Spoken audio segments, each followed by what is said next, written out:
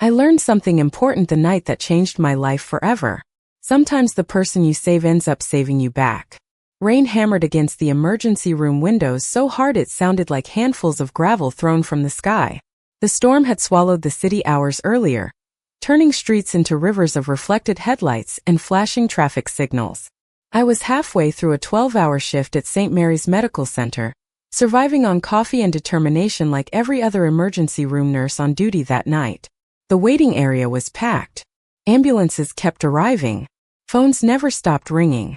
Every hallway felt too small for the number of people who needed help. I glanced at the clock above the nurse's station. Just after 11. 4 more hours until my shift ended. At least that was what I thought. Then the emergency doors burst open. Everything changed.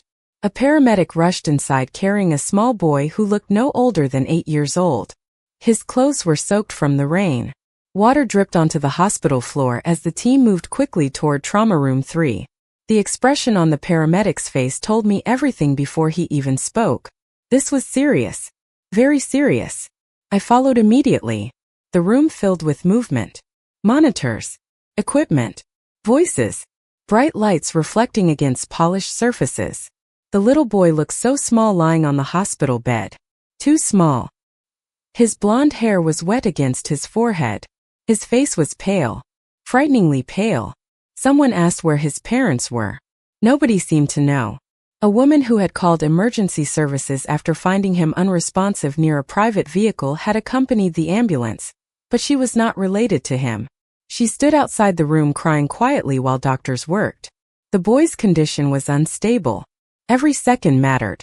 I focused on my job. That was what nurses did. We focused. We moved. We acted. Fear came later. I adjusted equipment, monitored vital signs, communicated updates, followed instructions. Yet something about this child stayed with me. Maybe it was his age. Maybe it was the fact that he had arrived completely alone. Or maybe it was the tiny silver bracelet around his wrist with the initials LM engraved into the metal. The storm continued raging outside. Thunder rolled across the city. Inside Trauma Room 3, time seemed suspended. Minutes stretched into something much longer. Eventually there was a shift. A small one. But enough. The room changed. The tension eased slightly. The kind of change medical professionals learn to recognize immediately. Not victory. Not yet. But hope. Real hope. I looked down at the little boy again. His breathing had stabilized. The machines sounded different now. Steadier. More consistent. A doctor beside me released a breath he had probably been holding for half an hour. Nobody celebrated. It was too early for that. But we all felt it. We had crossed the most dangerous part. I stepped into the hallway and finally allowed myself a moment to breathe. My scrubs were damp. My hair was a mess. My feet hurt. Yet relief washed over me. The boy was still here. Still fighting. Still alive. Then I noticed something strange. The atmosphere in the emergency department suddenly changed. Conversations stopped. Staff members exchanged glances. Security personnel moved toward the entrance.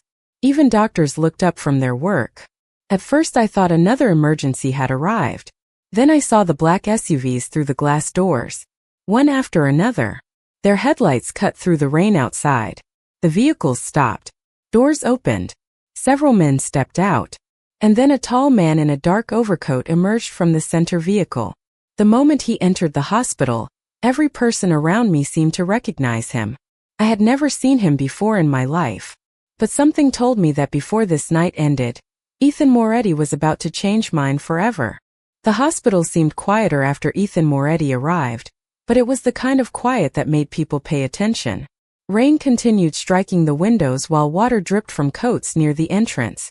I stood outside Trauma Room 3 reviewing updates on the little boy's condition when I noticed the tall man moving through the hallway. Nobody stopped him. Nobody questioned him. Nurses stepped aside. Security officers nodded respectfully. Even senior physicians adjusted their posture when he passed. He moved quickly, yet there was nothing rushed about him. Everything about Ethan Moretti felt controlled, deliberate, purposeful. His dark overcoat was still damp from the storm. His expression revealed almost nothing, but his eyes searched every face he encountered as if looking for answers nobody wanted to give. Then he stopped in front of the observation window. On the other side of the glass, the little boy rested beneath soft hospital lighting. Machines monitored every heartbeat, every breath. For several seconds Ethan simply stared. The powerful man everyone seemed to recognize disappeared. In his place stood a father. A worried father. The transformation was impossible to miss. His shoulders lowered slightly. His jaw tightened. The silence around him felt heavier than before. A physician approached and began explaining the situation. Ethan listened without interrupting. He asked clear questions. Focused questions. The kind asked by someone desperate to understand every detail. When the doctor explained that the most critical stage had passed, relief flashed across Ethan's face for less than a second. Most people would never have noticed it. I did. Maybe because I spent every day watching families experience moments exactly like this. Hope always looked the same, no matter how powerful someone was. Eventually the physician pointed toward me. Ethan's gaze shifted. Directly to me. Suddenly I understood why everyone seemed nervous. His attention felt intense without being aggressive. He walked toward me. Slow. Calm. Measured. The hallway seemed to empty around us. I swallowed nervously and adjusted the patient chart in my hands. Close, he looked older than I first thought. Late 30s perhaps. Tired eyes. Strong features. A man carrying responsibilities most people would never understand. Yet the first thing he said surprised me completely. You stayed with him. His voice was deep and controlled. I nodded. Of course. He glanced toward the room again. The doctor said you never left. I looked down briefly. That is my job. Ethan studied me for a moment. Then he shook his head slightly. No. Your job ended hours ago. I realized he was right. My shift technically should have finished long before. Somehow I had not noticed. The little boy had needed help. Nothing else mattered. Ethan looked through the observation window once more. His name is Lucas. Hearing the boy's name changed something. He was no longer simply a patient. He was Lucas, a child with a family waiting for him, a father who had crossed an entire city during a storm to reach him. He is going to need time, I said softly. But he is strong. Ethan nodded. The corners of his expression softened slightly. He gets that from his mother. There was sadness in those words. Brief, quiet, almost hidden. Before I could respond, Lucas stirred inside the room. His fingers moved slightly beneath the blanket. Ethan immediately turned toward the glass. The look on his face said everything. In that moment, titles and reputations meant nothing. Influence meant nothing. Money meant nothing. He was simply a father watching his son fight his way back. And for reasons I could not explain, I had a feeling this was only the beginning of our story.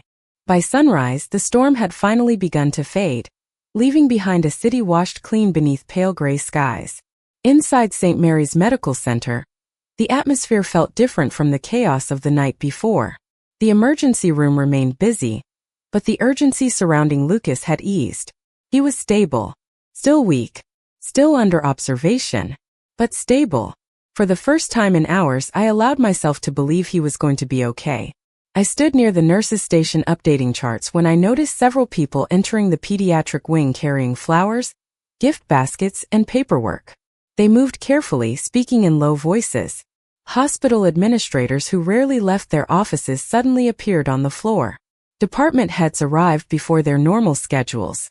Everyone seemed unusually attentive.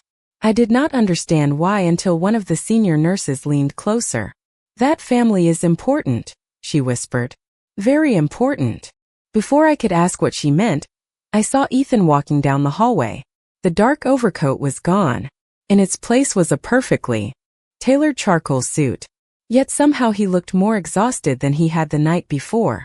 The kind of exhaustion that sleep could not fix. He stopped outside Lucas's room and watched his son sleeping peacefully. The tension in his face softened immediately. It was becoming familiar. Every time Ethan looked at Lucas, the powerful businessman disappeared and the father emerged. I finished my chart and stepped into the room to check on Lucas.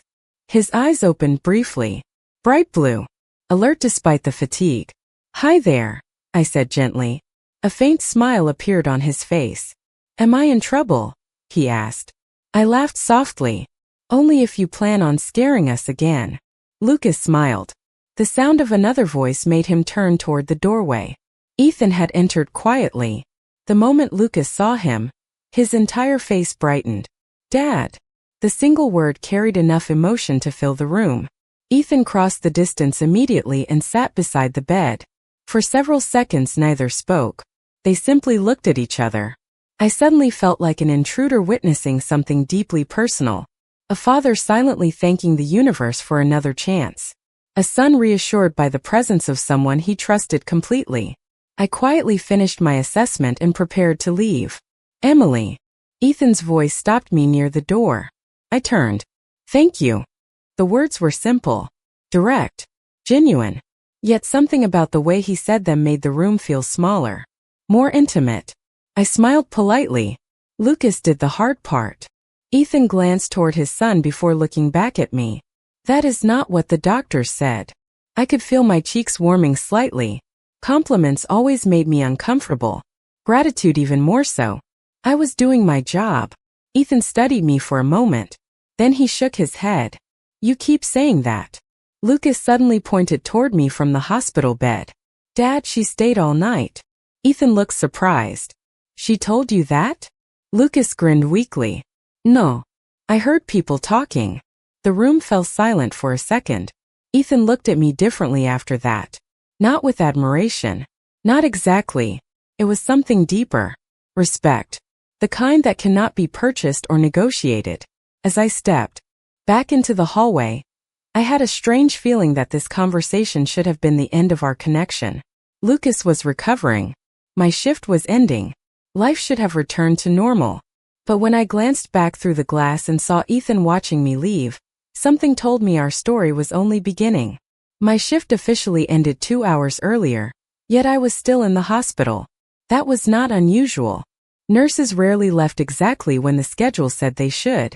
There was always another chart to finish, another patient to check, another family needing reassurance. Still, something felt different that afternoon. Every time I walked through the pediatric wing, I could feel a pair of eyes following me. Not in an uncomfortable way. Simply observant. Careful. Thoughtful. Lucas was recovering faster than expected. The color had returned to his face. His energy was improving. Most importantly, he was smiling again. The entire floor seemed lighter because of it. I entered his room carrying medication and immediately found him sitting up in bed drawing on a notepad. Ethan sat beside him reviewing documents on a tablet. The contrast between them always made me smile. Lucas looked like a normal 8-year-old boy. Ethan looked like someone who carried the weight of an entire city on his shoulders. Emily, Lucas said excitedly. Look. He held up a drawing. It showed a nurse with a superhero cape standing beside a hospital bed. I laughed. That is definitely not me. It is, he insisted. Ethan glanced at the drawing and smiled faintly. I think the artist has spoken. My cheeks warmed immediately. I focused on checking Lucas's vitals instead. Compliments from children were sweet. Compliments from Ethan Moretti somehow felt more dangerous. Not because of what they meant, because of how much they affected me. After finishing my work, I prepared to leave the room. One moment, Ethan said. I turned. He stood and reached into the inner pocket of his jacket. For a second, I assumed he was looking for a business card. Instead, he handed me a small envelope. I frowned. What is this? A thank you. The answer came too quickly. I already knew what was inside. My stomach tightened. I cannot accept this. Ethan remained calm. You have not even opened it. I do not need to. He studied me carefully. Most people would. I am not most people. The words escaped before I could soften them. For a second, neither of us moved. Then something unexpected happened. Ethan smiled. A real smile. Not the polite version I had seen before. Genuine amusement. That, he said quietly, is becoming very obvious. I handed the envelope back. Lucas needed help. That is why I stayed. Not because I expected anything in return. Ethan did not immediately take the envelope. His eyes remained fixed on mine. The room felt strangely quiet despite the sounds of the hospital surrounding us. Finally, he accepted it. "You are the first person in a very long time who has refused something from me." Lucas looked between us curiously. "Is that bad?" Ethan glanced at his son and shook his head. "No." His gaze returned to me. "I think it is actually a good thing." Later that evening, I finally left the hospital. The sky had cleared. The streets glowed beneath the golden light of sunset. I walked toward my aging sedan feeling exhausted but satisfied. Another life saved. Another difficult shift completed. What I did not know was that a black SUV sat parked across the street. Inside, Ethan watched me unlock my car and drive away. Not because he doubted me. Not because he wanted anything. He simply could not understand someone like Emily Carter. A woman who expected nothing, wanted nothing, and had somehow become impossible to forget. The next few days should have returned to normal. That was what I told myself every morning when I tied my hair back, clipped my identification badge onto my scrubs, and stepped into another shift at St. Mary's Medical Center. Patients arrived. Monitors beeped. Doctors rushed through hallways carrying charts and coffee cups. Life continued exactly as it always had. Yet somehow normal no longer felt normal. Lucas was discharged 3 days later. The pediatric wing felt strangely empty after he left. More than once I caught myself looking toward the room he had occupied, expecting to hear his laugh, expecting to see another drawing taped beside his bed. The absence surprised me. Children came and went from hospitals every day. It was part of the job. Yet Lucas had been different. Perhaps because of the storm. Perhaps because of his father. Or perhaps because something about that family had quietly found a place in my thoughts. One evening after work, I drove across town instead of heading home. The neighborhood looked very different from the business district where people like Ethan Moretti spent their days. Older buildings. Smaller homes. Streets lined with local shops and aging apartment complexes. I parked beside a community center and carried 2 bags filled with donated supplies toward the entrance. This was not part of my hospital job. Nobody paid me to come here. Nobody asked me to. I simply remembered what it felt like when families had nowhere to turn. Inside, several volunteers were helping distribute meals and basic medical supplies. Some of the people who visited the center had no insurance. Others had no permanent address. A few were elderly and living alone. To me, they were not statistics. They were people. I spent nearly 3 hours helping wherever I could. Checking blood pressure. Answering questions. Listening.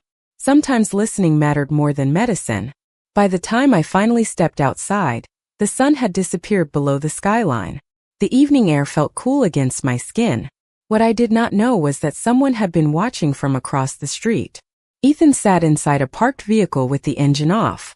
No security team surrounding him. No assistants. No meetings. Just silence. Earlier that afternoon, he had asked one simple question. What does Emily Carter do when she is not saving lives at the hospital? The answer had brought him here. He watched as I carried empty supply boxes toward a donation truck. He watched me stop to help an elderly woman cross the sidewalk. He watched me smile at people who had absolutely nothing to offer in return. The more he observed, the less sense I seemed to make. In his world, favors usually came with expectations. Kindness often had conditions attached. Influence always carried a price. Yet every person leaving the community center seemed genuinely grateful to me, and I accepted none of the credit.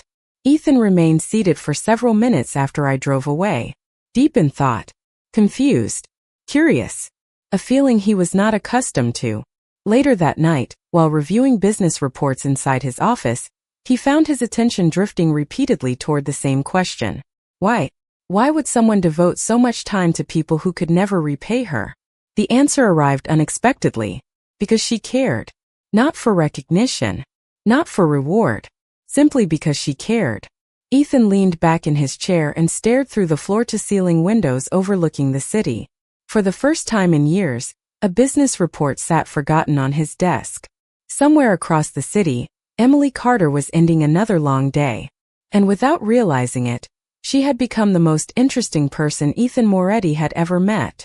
The following morning felt unusually heavy, the air thick with anticipation as Emily Carter walked through the hospital doors, her steps measured and precise, her mind still replaying the events at the community center from the night before. The quiet halls welcomed her with the familiar beeping of monitors and distant conversations, yet there was a subtle tension in the rhythm of her day, a prelude to something unanticipated. She moved efficiently between patients, administering medications, adjusting IVs and responding to nurses' updates, yet her thoughts kept drifting back to the idea of Ethan Moretti, the enigmatic figure who had silently observed her efforts, a man whose presence carried both authority and mystery, and whose attention seemed to linger on her despite the distance. Meanwhile, across town, Ethan reviewed his schedule with meticulous precision, but his mind repeatedly wandered back to Emily, recalling the nuances of her gestures, the calm determination in her eyes, and the unassuming way she offered help without expecting anything in return. It was a combination of respect, curiosity, and an unspoken fascination that drew him toward an idea he rarely entertained, the notion of stepping into her world just enough to understand it without disrupting it. As Emily concluded a patient check, she noticed an unfamiliar envelope placed neatly on her desk, the paper thick and crisp, the handwriting elegant and deliberate, carrying a message that both intrigued and unsettled her. The contents a simple invitation to meet and discuss matters that pertain not only to her charitable efforts but potentially to the welfare of the community she cared for. She paused, her heartbeat quickening slightly, weighing the implications of accepting such an invitation from someone whose reputation preceded him, knowing that his world operated under a code very different from hers, yet feeling an inexplicable pull to engage. Later that afternoon, she prepared to leave the hospital, gathering her coat and notes, aware of the subtle glances from co-workers, curious about her demeanor, unaware of the inner deliberation that occupied her thoughts. Stepping into the car to head toward the meeting location, she allowed herself a moment of reflection, considering the delicate balance between maintaining professional integrity and acknowledging the human curiosity that connected her to Ethan Moretti's enigmatic presence. Ethan, already waiting at the specified location, stood with a composed posture, observing her approach with careful scrutiny, noting every detail from the way she adjusted her bag to the calm measured way she approached the table, a mix of confidence and approachability that contrasted sharply with the guarded nature of the circles he normally navigated. As they sat across from each other, the city noise a distant murmur behind tall glass windows, the conversation began with tentative words, gradually deepening into discussions that touched on shared visions of helping others, the responsibilities that accompanied power and influence, and the unexpected intersections where worlds as different as theirs could meet. Emily found herself revealing more than she had anticipated, not through coercion but through the natural flow of dialogue, and Ethan listened intently, appreciating the authenticity that contrasted with the usual calculated interactions he experienced. By the time the meeting concluded, both were aware that a subtle shift had occurred, a mutual acknowledgement of respect and intrigue, a connection forged not through obligation but through the recognition of shared values and unspoken understanding, leaving each to consider the possibilities of what their continued interactions could bring, the uncharted path ahead both uncertain and compelling, bridging two worlds that rarely converged yet had, in this moment, begun to align in unexpected harmony. The meeting should have been the end of it. Two adults sharing a conversation, exchanging ideas, and returning to their separate worlds. That would have been the sensible outcome. Instead, it became the beginning of something neither of us expected. The following week, I found myself thinking about Ethan Moretti far more often than I wanted to admit. Not because of his reputation. Not because of his wealth. It was because during our conversation he had listened. Truly listened. Most people waited for their turn to speak. Ethan paid attention. That difference stayed with me. Life at the hospital remained busy. Patients arrived. Patients recovered. Some days felt hopeful. Others felt heartbreaking. Yet beneath the normal rhythm of my shifts, a new concern slowly began spreading through the staff. At first it appeared as quiet conversations in break rooms and hallways. Then department supervisors started holding unexpected meetings. Finally, the truth surfaced. A large healthcare corporation was attempting to acquire several medical facilities throughout the region, including parts of St. Mary's Community Outreach Program. The announcement landed like a storm cloud over the hospital. Nobody knew exactly what would happen. Rumors spread quickly. Budget reductions. Staff reductions. closure of community programs. The uncertainty frightened everyone. For me, the most painful possibility involved the community clinic attached to the hospital. That clinic treated hundreds of families every month. People without insurance, elderly residents living on fixed incomes, parents working multiple jobs just to survive. If the clinic disappeared, many would lose access to essential care. One evening after my shift, I remained in the empty clinic, reviewing patient files long after everyone else had left. The fluorescent lights hummed softly overhead. Outside, darkness settled across the city. I stared at the numbers and reports scattered across the desk. None of it looked promising. A quiet knock interrupted my thoughts. I looked up. Ethan stood in the doorway. For a moment, I wondered if I was imagining him. "You look concerned," he said. I laughed softly. "That obvious?" He stepped inside. Only to someone paying attention. The room suddenly felt smaller, warmer, more personal. I gestured toward the reports. "The clinic may be forced to scale back services." Ethan glanced down at the paperwork. His expression became serious. "How many people depend on this place?" "Thousands." The answer came immediately. Because I knew. I knew the faces behind every statistic. Ethan remained silent for several seconds. Then he walked slowly through the clinic. Exam rooms, waiting areas, family counseling offices, spaces I had taken for granted every day. He examined everything carefully. The longer he looked, the quieter he became. Finally, he stopped near the front window overlooking the parking lot. "Why do you care so much?" he asked. The question surprised me. Not because it was difficult, because the answer lived inside me every day. I looked down briefly before speaking. "When I was 16, my younger brother became very sick." Ethan turned toward me immediately. I continued. "My mother worked 2 jobs. We had very little money. The nearest clinic that could help us was overwhelmed. We waited too long for treatment." The memory still hurt, even after all those years. He never got the chance he deserved. Silence filled the room. Not uncomfortable silence. Understanding silence. Ethan said nothing. He did not offer sympathy. He did not interrupt. He simply listened. When I finally looked up, his expression had changed. There was sadness there. Respect too. And something else I could not quite identify. "That is why you became a nurse," he said quietly. I nodded. Ethan looked around the clinic one last time. Then he met my eyes. "Emily," he said calmly, "I think this place matters more than you realize."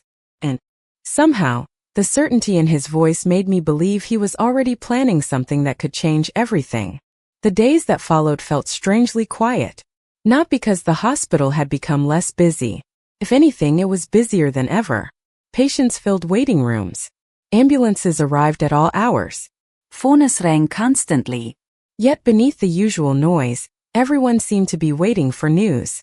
The future of the community clinic had become the subject of every conversation. Nurses discussed it during lunch breaks. Physicians mentioned it between appointments. Volunteers worried openly about the families who depended on its services.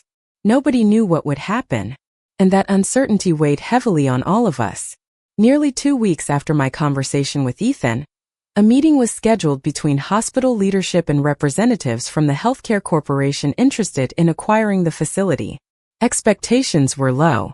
Most people assumed the outcome had already been decided. Large corporations rarely changed course because of community concerns. They followed numbers, budgets, projections. Human stories rarely appeared on spreadsheets. That morning, I arrived at work earlier than usual. The sky was clear.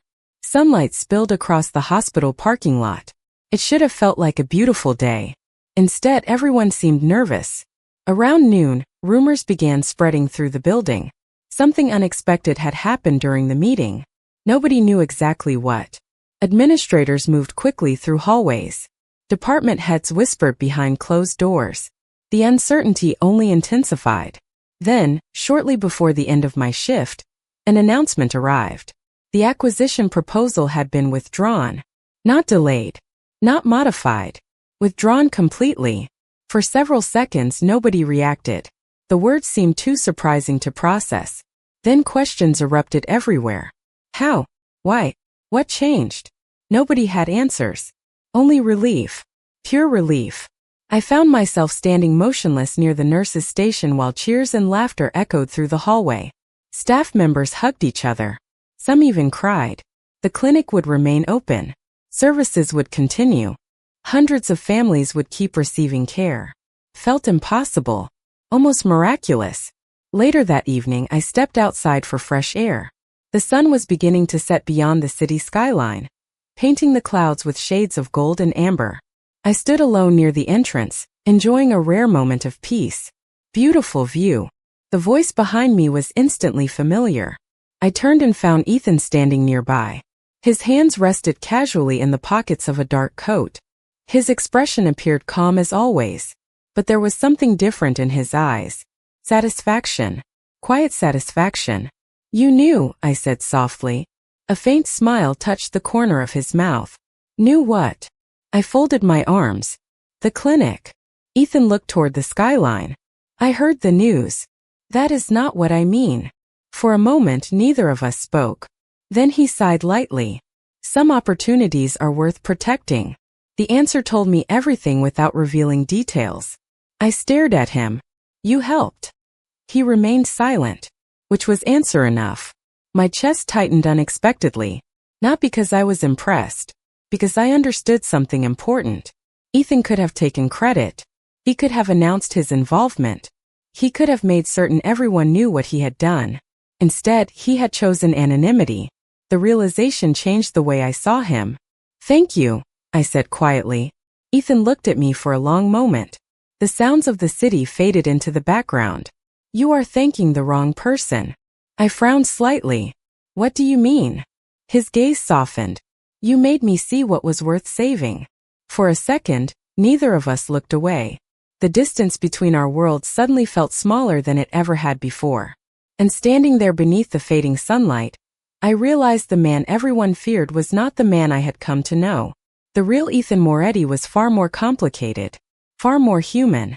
And for the first time, I began to wonder if fate had brought us together for a reason neither of us fully understood yet. The morning sunlight filtered through the half-open blinds, casting stripes across the floor, and the familiar hum of the hospital filled the air, but there was an unmistakable tension beneath it, a quiet anticipation that made every step feel heavier than usual, and I found myself walking the hallways with a careful awareness, noticing the small details, the worn tiles, the scent of antiseptic, the distant murmur of the cafeteria, and yet my focus remained fixed on the event that had been building for days, the moment that would change everything for the staff, the patients, and even for me, because we had all grown to care deeply for the people we served, and now, that care was about to be tested in a way none of us could have predicted. As I rounded a corner, I saw Ethan waiting near the nurse's station, his posture calm, hands resting lightly in his pockets, but his eyes scanning the corridor with a sharp intensity, a quiet reminder that beneath the composed exterior there was always more than met the eye. And when he caught my glance, a faint, knowing smile crossed his lips, a signal that he understood the significance of this day just as well as I did, and as I approached, the sound of footsteps and hurried voices grew louder, signaling that something had changed. The board of directors had arrived earlier than expected, and with them came the people whose decisions could alter the fate of the hospital, the clinic, and every family that depended on its care. And yet, despite the formalities, there was an undercurrent of emotion, unspoken but palpable, that made the air feel electric, as if every person present sensed the weight of what was at stake, and we all waited, breaths held, eyes wide, for the first words to fall, the first signs of the outcome.